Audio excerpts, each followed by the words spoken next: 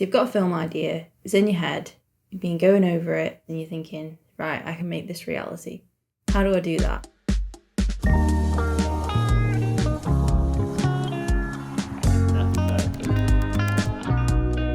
I made a short film called Take Me to Day One, and this is the behind the scenes. I never really do videos where I talk to camera, I'm always behind the camera, and I never do behind the scenes where I actually give a bit more detail to what we've done, how we created certain effects and things like that.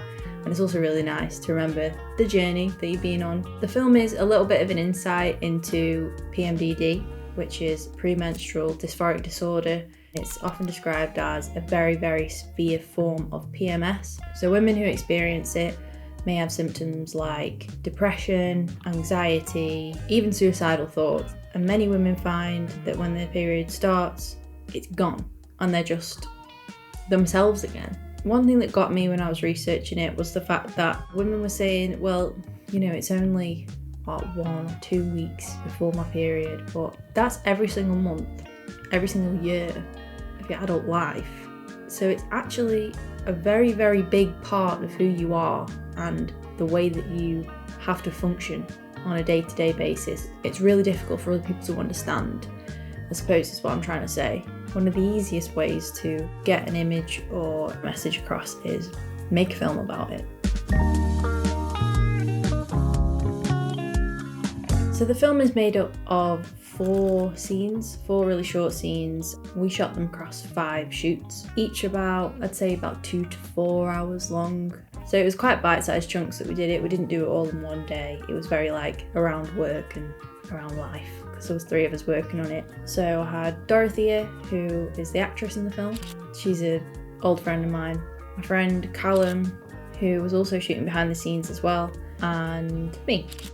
I'm just going to go through anything that I think was interesting or interesting enough to share. I think I probably spent about £200 on this film, and that includes things from like all the props, costume, and travel. Didn't have to pay for any locations. They were all places I had access to, like family members' houses, beach, you don't have to pay to go there.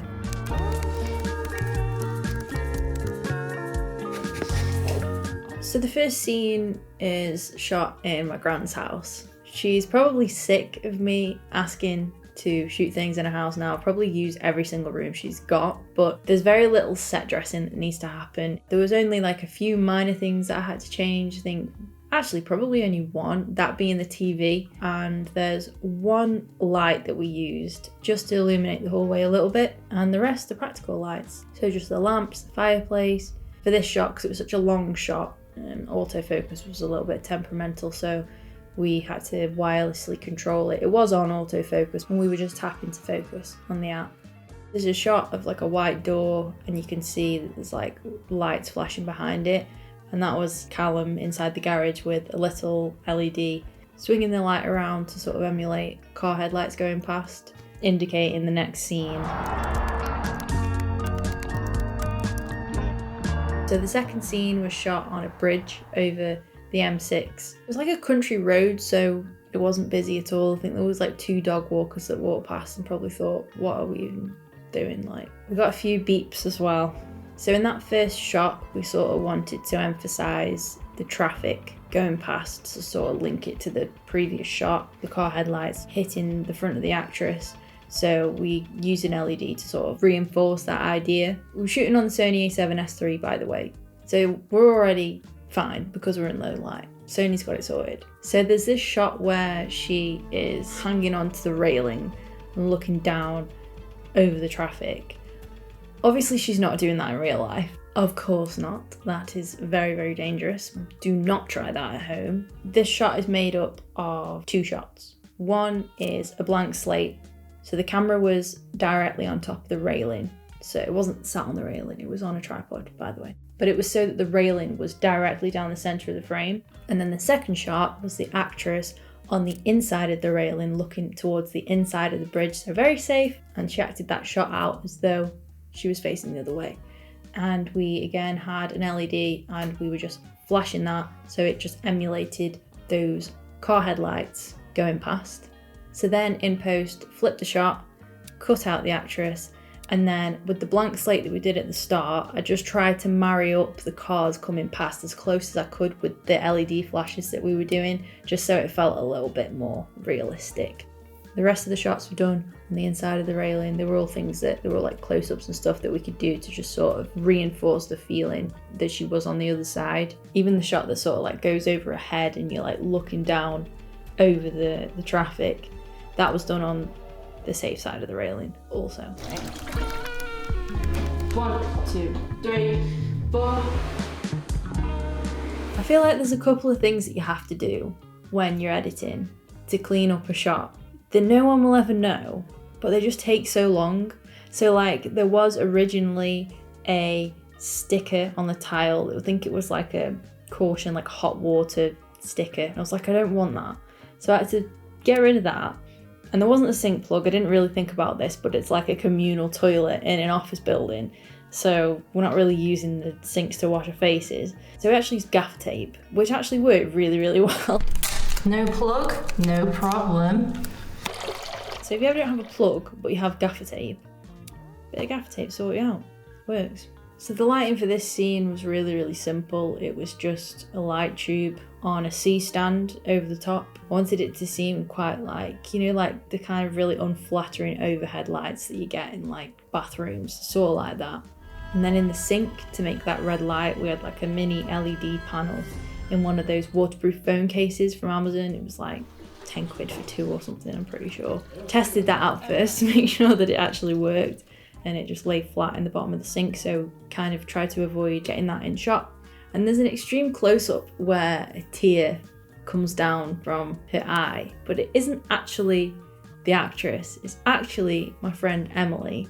I did it on the day, but it didn't quite work out, and I just needed a little bit more time on it.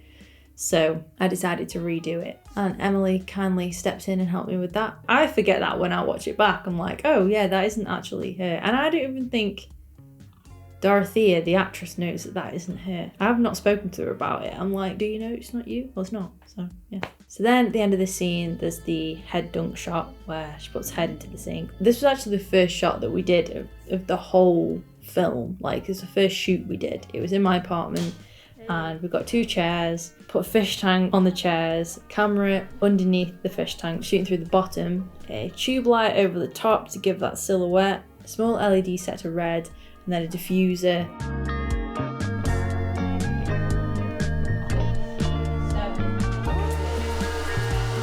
Are you serious? So with this shot, to bring it to life, I took away some of the colour towards the end of the shot, and then I added this like halo of light kind of behind, so it just felt a little bit more like it was going to daylight, like in the sea. So obviously in the next shot she's coming out of the water in the sea.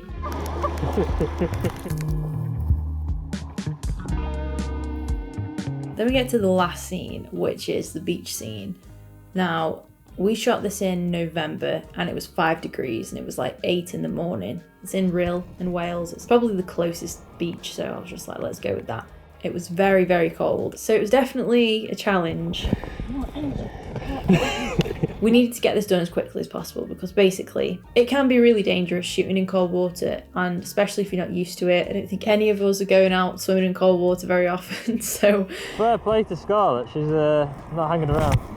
On a serious note, we did have to be careful because cold water shock is a thing, and also hypothermia. Like, it was November, it was 5 degrees. It was very, very cold in that water. So I tried to wrap it up in about 10 to 15 minutes. I actually don't know how long we were in there for. It can't have been more than 15, 20 minutes, I don't think.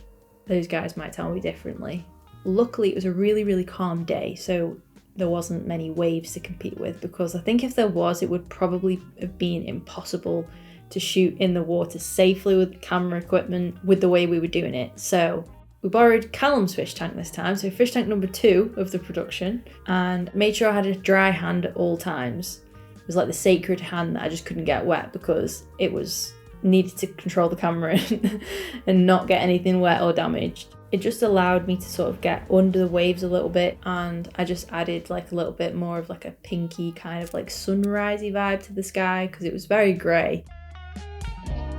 The shot where she's looking at her hands, that isn't actually shot at the sea, because by the time we got around to doing that shot, the actress was that cold that her hands were just lit. I'm not even joking. If I can find the shot, I'll put it in now, but her hands were like, she was so cold and it wasn't fair. I was like, we can do this another time, it's fine. So we put my car on like full heat. We were like, go on, get in the car. So that shot is like over just like a box full of water. Basically, I thought I could make the water the same color as the sea. I think we tried putting like mud in it and it just didn't work. It just looked brown. You could just see like the granules at the bottom of the box and it was just not working. So obviously the water's transparent, and then you've got the box which is also transparent. So I could just see through the box to the floor. So yeah, I managed to change the colour close enough to the sea. So this shot at the end is 2 shots combined, obviously. So we've got a shot of her in the sea, and then we've got the shot of her in the foreground walking past the camera.